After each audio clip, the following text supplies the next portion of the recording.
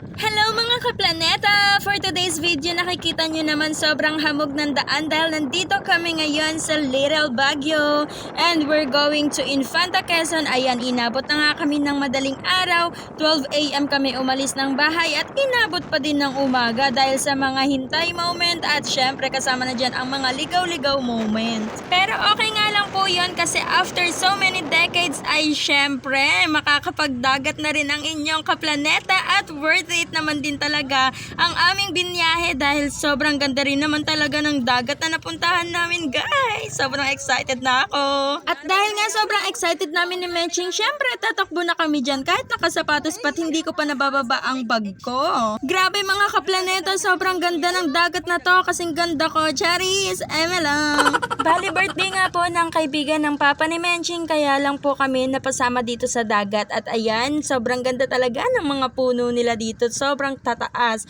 at napaka-sexy niya, no? Charis. At ayan, tamang nood nga lang po ako ng volleyball dito dahil hindi ko pa nga po sila close kaya hindi muna ako nakipaglaro.